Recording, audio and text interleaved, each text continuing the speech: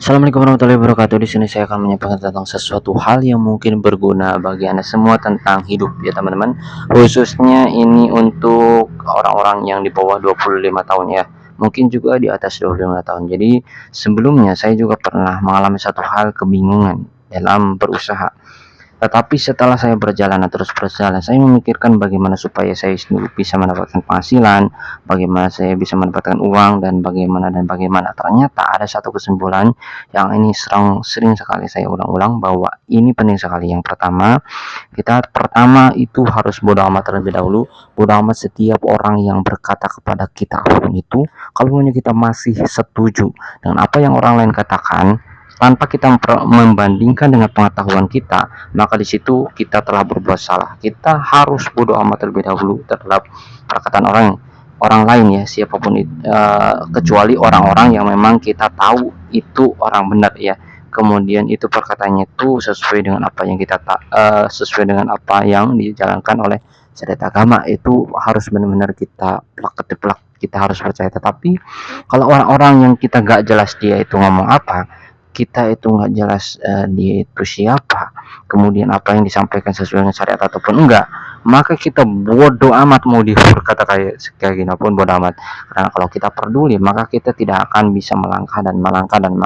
Intinya adalah pertama bodoh amat dalam hal positif ya. Kemudian yang berikutnya adalah kita harus mampu untuk merencanakan kegiatan yang hendak kita lakukan. Yang pertama yang harus kita lakukan adalah merencanakan. Kalau kita tidak mau merencanakan kegiatan, maka dimungkinkan kita akan berjalan tanpa arah, kita gak tahu apa yang harus kita lakukan, dan akhirnya kita memperoleh hasil yang tidak kita inginkan dan harapkan.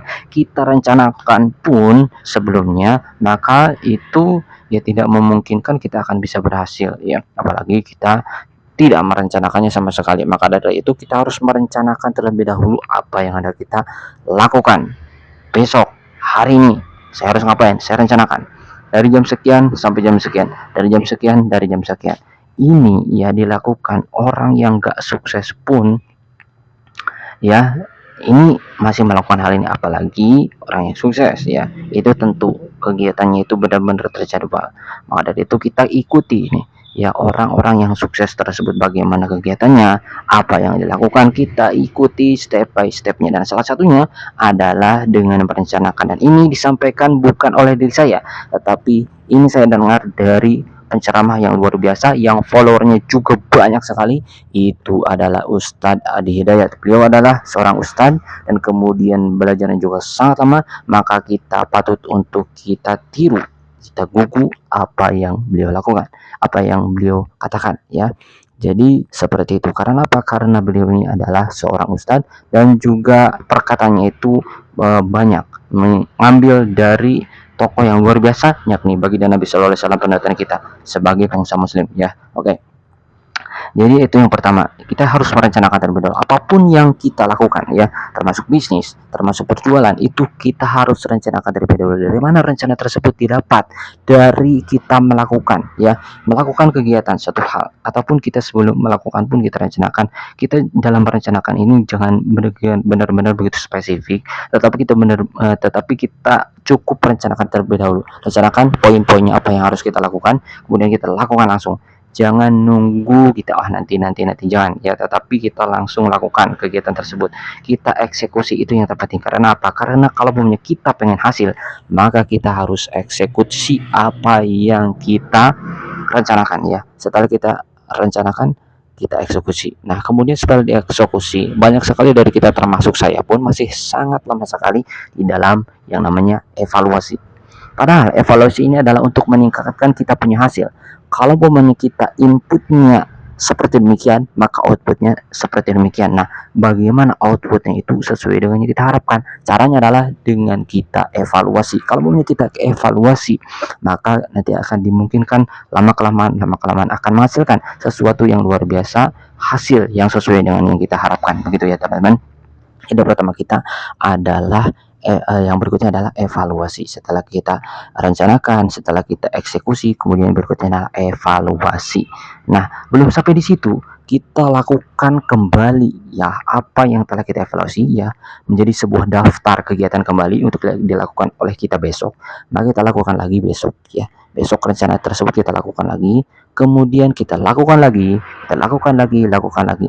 Ya, seperti itu. Kita lakukan selama 4 bulan saja. Kalau belum bisa 40 hari saja. Ya, maka dari itu kita akan terbiasa untuk melakukan hal tersebut. Dengan terbiasa kita masuk dari yang namanya konsisten. Nah, jadi banyak sekali pengusaha-pengusaha sukses mengatakan bahwa kita itu harus konsisten. Nah, salah satunya itu dengan jalan seperti ini, teman-teman, yaitu dengan cara rencanakan, eksekusi, evaluasi. Nah, kemudian yang ketiga adalah konsisten. Yang keempat adalah konsisten. Setelah konsisten ya, ini belum sampai di sini. Kita harus sabar ya di dalam melakukan kegiatan apapun. Kalau umpamanya kita ingin menghasilkan sesuatu yang luar biasa, maka kita harus bersabar ya. Jadi kalau umpamanya kita itu bersabar, maka kita akan bersama Allah SWT. Sebagaimana firman Allah SWT, Innallaha ma'as-sabirin. Kalau umpamanya kita itu bersabar, maka Allah SWT bersama kita. Kita bersama Allah SWT gitu loh. Kita bersama orang-orang yang besar pun kita merasa luar biasa. Tapi ada syaratnya ini. Syaratnya kalau umpamanya kita itu pengen dekat dengan Allah SWT itu dengan bersabar. Kita kalau mau bersabar, maka otomatis kita akan bersama Allah SWT. Apa yang gak bisa dengan Allah SWT, maka kita harus bersabar supaya apa yang ingin kita lakukan, apa yang ingin kita raih, itu bisa memperoleh sesuatu keberhasilan ya. Itu dengan sabar ya. Kemudian setelah sabar, belum sampai di situ, yaitu ternyata kita harus ikhlas ya, harus ikhlas.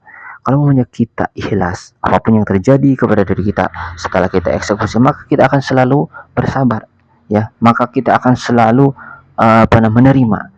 Setelah menerima ya belum sampai di situ ya, seperti yang tadi saya sebutkan, yaitu evaluasi dan kemudian eksekusi kembali begitu.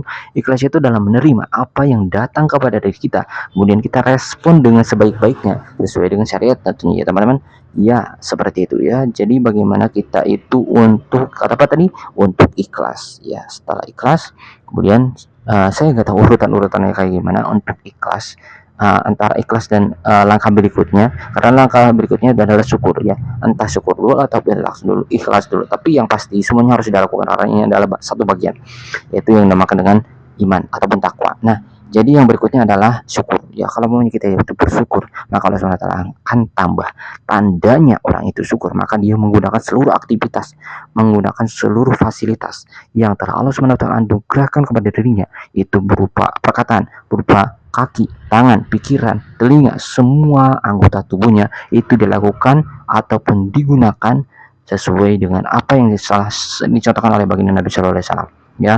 Mulai dari ujung kepala sampai dengan ujung kaki, apa yang dilakukan, apa yang dipakai, apa yang diomongkan, semuanya sesuai dengan aturan yang telah disampaikan oleh baginda Nabi Shallallahu Alaihi Wasallam.